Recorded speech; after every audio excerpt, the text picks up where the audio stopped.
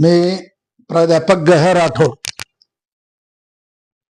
भारतात वस्तुतः पहिली क्रांती जर कोणी केली असेल तर ती तथागत गौतम बुद्धाने केलेली आहे. त्याच्यानंतर दुसरी क्रांती इथल्या मनोवादाच्या विरोधात जी घडवून आणलेली आहे ती महात्मा फुलेंनी घडवून आणलेली आहे. महात्मा फुले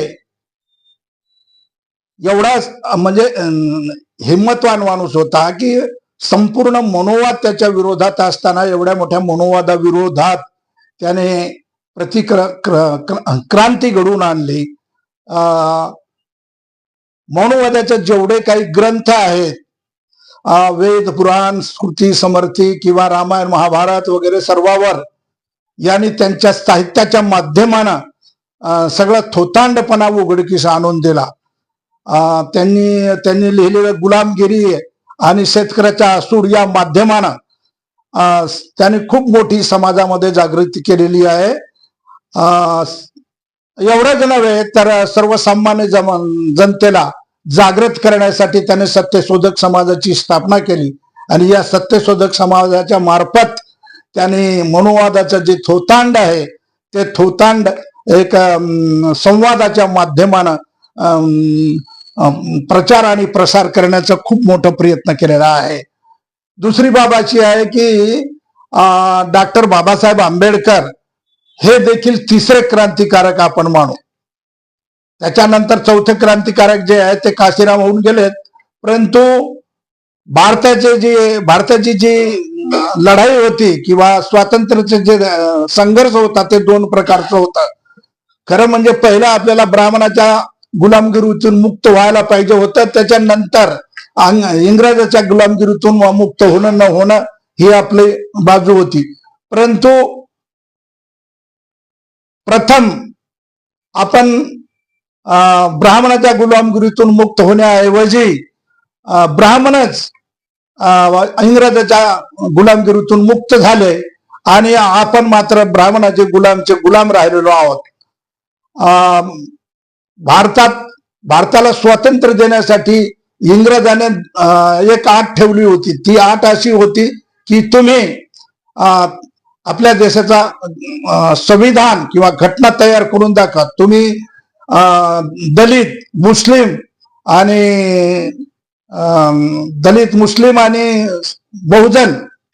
सर्व बहुजन म्हणजे अर्थात हिंदू ह्या सर्वांना मान्य होईल अशी घटना तयार केली तरच आम्ही तुम्हाला स्वातंत्र्य देणार, नाहीतर स्वातंत्र्य तुम्हाला मिळू शकणार नाही. या अटीवर त्यांनी स्वातंत्र्याची शर्त ठेवली असताना आपल्या भारतीय शासनकर्त्यांनी किंवा इथल्या नेत्यांनी जी घटना तयार केली, एकदा दोनदा नाही तीनदा चारदा घटना तयार केली, पण चारही वेळेस ती घटना मान्य झाली नाही. प्रथम नेहरू समितीने घटना तयार केली, ती मान्य झाली नाही. नंतर गोलमेज परिषदेच्या वेळेस एक समिती बनवण्यात आली होती, ती सुद्धा घटना मान्य झाली नाही. तिसऱ्या वेळेला म्हणजे काय त्याचं नाव सप्रू, तेज बहादूर सप्रू नावाच्या माणसाच्या अध्यक्षतेखाली एक समिती बनवलेली होती, ती घटना सुद्धा त्यांना मान्य झाली नाही. तेव्हा मग शेवटी गांधी, नेहरू आणि राजेंद्र प्रसादनी ठरवलं की आपण आता BN रावच्या अध्यक्षतेखाली एक समिती स्थापन केली आणि ती बाहेर देशामध्ये अभ्यास करून घटना बनवा आणि ती आपण इंग्रजाला सादर करू या शर्तीवर त्यांना बाहेर पाठवलं होतं.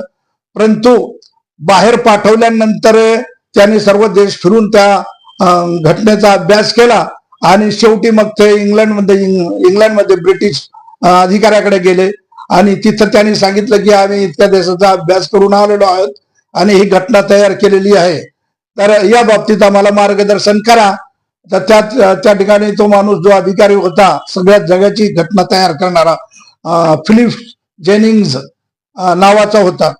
तर त्यांनी सांगितलं हे तुम्ही घटना आणली ती ठीक आहे, तुम्ही चार पाच देशात फिरून घटना तयार करून आणलेली आहे, परंतु घटना तयार करणारा माणूस तुमच्या देशातच आहे. त्या माणसाला तुम्ही घटना तयार करण्याचं सांगायचं सोडून माझ्याकडे कशाला आलात तुम्ही? तर तुम्ही जा, मी काय तुमची घटना तयार करणार नाही, तुमच्या देशामध्ये डॉक्टर बाबासाहेब आंबेडकर आहे, तो सगळ्या जगाची घटना तयार करण्यासारखा माणूस आहे, तेव्हा त्यांना सांगा. तेव्हा हे तोंड घेऊन परत आले आणि नेहरू आपलं गांधीला सांगितलं की त्या फिल्म जेनिंग असं असं सांगितलेलं आहे, तेव्हा आता काय करायचे तुम्ही ठरवा. वस्तुत बाबासाहेबांना तर हे इतके भीत होते, म्हणजे नेहरू, गांधी, राजेंद्र प्रसाद, टिळक, हे सारे सगळ्याचे सगळे नेहरूला आपलं काय डॉक्टर बाबासाहेब आंबेडकरला भीत होते, म्हणून त्यांना शक्यतो दूर ठेवण्याचा प्रयत्न करीत होते. आणि प्रश्न असा आला की शेवटी मग नेहरूनी सांगितलं की अशी अशी घटना आहे, तेव्हा गांधींनी सांगितलं की असं करा, आता आंबेडकरला तुम्ही घटना बनवण्यासाठी तयार करा किंवा त्यांना समितीवर घेण्याचं तयार करा.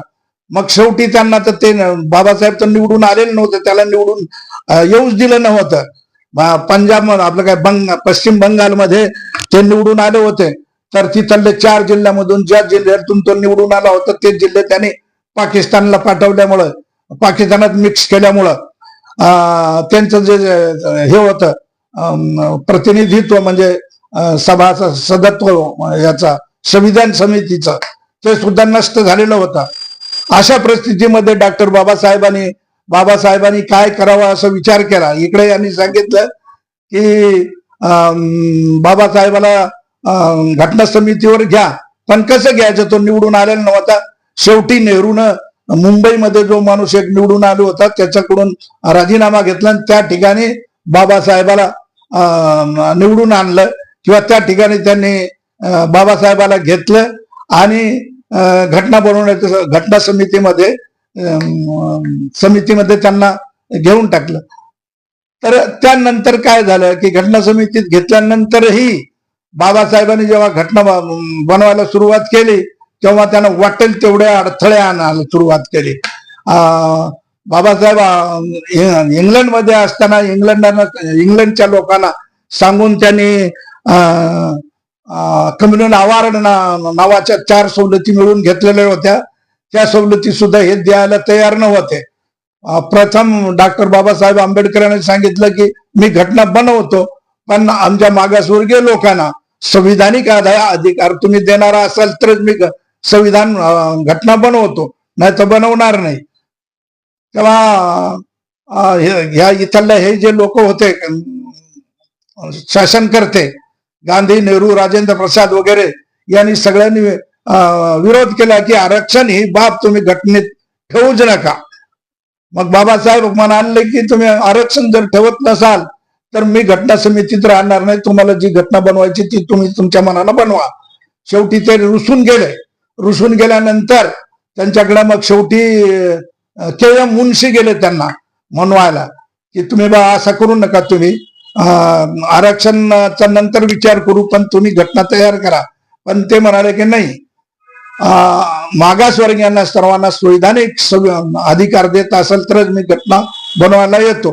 पण त्यांनी नकार दिला. त्याच्यानंतर मग पुन्हा सरदार वल्लभभाई पटेल त्यांच्याकडे गेले आणि त्यांनी सांगितलं की तुम्ही आरक्षण ठेवूच नका. मुन्शीने जे सांगितलं ते खरे आहे, सगळे लोकही आरक्षण द्यायला नाराज आहे. तेव्हा बाबासाहेबांनी सांगितलं की मी कोणत्याही परिस्थितीत संविधानिक आरक्षण मला हवं, ते जर तुम्ही देत असाल तरच मी घटना बनवायला येतो, नसता मी येत नाही. मग हे नाही म्हणल्यानंतर बाबासाहेबांनी त्यांच्या आधीच हे ऐकणार नाही म्हणून आपला राजीनामा लिहून ठेवलेला होता. तर तो राजीनामा त्याने सरदार वल्लभभाई पटेलच्या हातात देऊन टाकला. सरदार वल्लभभाई पटेलला तर नाईलाज झाला, तर कसं काय करावं. मग शेवटी ते म्हणाले की मी जिद्दी माणूस आहे परंतु मूर्ख माणूस नाही, तुमच्याशिवाय घटना कोणी बनवणार नाही, म्हणून तुम्हाला जे काही जसं लिहायचं असेल ते या, पण घटना बनवा. म्हणून बाबासाहेब घटना बनवण्यासाठी आले. तर सुरुवातीला त्यांनी 2 घटना घटना क्रमांक 340 नाही 341 आणि 42 नुसार इंग्रजांनी दिलेली होती तो आरक्षण जो होता तो दिलेला होता, तो तर त्यांनी मान्य करून घेतला. इंग्रजांनी दिलेला आता त्यांना नकार देता येत नाही आहेच. तर नंतर बाबासाहेबांनी सांगितलं की या 2 समाजाला मिळालं, पण आता तिसरा एक समाज आहे, तो म्हणजे ओबीसी समाज आहे, भटका समाज. ओबीसी त्याच्यामध्ये भटकाही त्यांनी समजून घेतलेलं होतं. तेव्हा त्या समाजाला तुम्ही आरक्षण द्या. तर सरदार वल्लभभाई पटेलने सांगितलं की ओबीसी कोण आहे हे आम्हाला माहित नाही.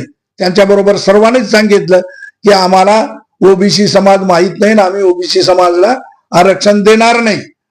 मग तुम्हाला माहित नाही तर या समाजाचं तुम्ही सर्वे करा आणि एससी आणि एसटी प्रमाणे ज्या सवलती आहेत त्याचप्रमाणे यांना देण्याचा प्रयत्न करा आणि अशा प्रकारचा तुम्ही अहवाल तयार करा. सर्वेक्षण करून अहवाल तयार करून मग त्यांना आरक्षण द्या. तर ते तयार झाले, परंतु तयार झाल्यानंतर नेहरूंनी 2 वर्षापर्यंत आयोग बसवलाच नाही. म्हणून बाबासाहेब आंबेडकरांनी राजीनामा देऊन टाकला. शेवटी तुम्ही ओबीसी साठी आयोग बनवत नाही आणि त्यांना आरक्षण देत नसाल तर मी राजीनामा देतो. बाकी अजूनही काही 3-4 बाबी होत्या, परराष्ट्र धोरण, त्याला हिंदू कोड बिल वगैरे त्यांनी नकार दिला होता. हिंदू कोड बिल देतानाही त्याचा अपमान केला होता. तेव्हा त्यांनी राजीनामा देऊन टाकला आणि राजीनामा देऊन बाहेर त्यांनी शेड्यूल कास्ट फेडरेशनच्या खूप मोठ्या सभा घेतल्या. त्या सभेला हजारो लाखोनी लोक आले. हे लाखोनी लोक आलेले पाहून पंडित नेहरू घाबरले. अरे बाप, यांच्याकडे एवढे लोक जमा होऊ लागले तर इथं पुढच्या काळामध्ये तर हे सगळे ओबीसी एससी एसटी त्यांच्याकडे जातील तर आपल्याला मतदान करणारे कोण आहे. म्हणून शेवटी त्यांनी तो आयोग काकासाहेबच्या अध्यक्षतेखाली, काकासाहेब कालेलकरच्या अध्यक्षतेखाली बनवला. मात्र त्या आयोगाचं जे आहे बनवल्यानंतर 2 वर्ष त्यांनी तसंच ठेवलं. त्याच्यावर म्हणजे कारवाई करायला तयारच नाही. म्हणून शेवटी बाबासाहेबांनी आंदोलन केलं आणि ते जो आयोग होता तो लागू करण्यासाठी खूप प्रयत्न केलं, परंतु त्यांच्या मनात नव्हतं, नेहरूच्या मनातच नव्हता. म्हणून त्या आयोगावर त्यांनी अंमलबजावणी केलीच नाही. त्याच्यानंतर मग नेहरूच्या काळात नंतर इंदिरा गांधी आली. इंदिरा गांधी नाही त्या आयोगावर हे केलं नाही. नंतर देसाई, काय त्याचं नाव, देसाई आले. त्याच्यानंतर पुन्हा राजीव गांधी आले. पण या सर्व काळामध्ये त्यांनी कालेलकर आयोग वर अंमल करण्याची टाळाटाळी केली. शेवटी त्यांनी हे जुनं झालेलं आहे ना, आपला काका कालेलकर आयोग हे जुनं झालेलं आहे. आता नवा बनवू म्हणून मंडल आयोग बनवला आणि मंडल आयोग बनवल्यानंतर त्या मंडल आयोगावर देखील 1990 पर्यंत त्यांनी कोणतीही कार्यवाही केली आणि मंडल आयोगचा खूप मोठा लढा झाला. मग बाबरी मशीद पाडली गेली. काय काय झालं मंडल आयोगाच्या विरोधात. त्या मंडल आयोगामध्ये एकूण 40 सरती होत्या. त्या 40 सरतीपैकी फक्त व्हीपी सिंगनं काय 2 सरती मान्य केल्या.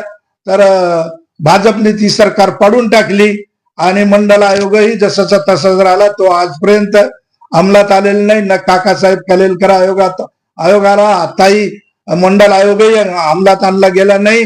त्याच्यानंतर या समाजाच्या विकासाकरता वेगवेगळ्या आजपर्यंत 8-9 आयोग स्थापन केलेले आहेत.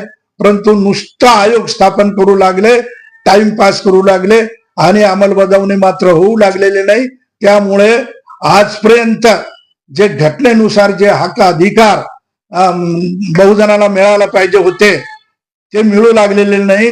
विशेष करून ओबीसी आणि भटका विमुक्त समाज यांचे तर हाल इतके बेकार होऊन झालेले आहे की पुढचा काळ आता कसा येईल, त्यांच्या मुलामुलीच्या जीवनाचं भविष्य काय होईल हेही सांगता येणार नाही.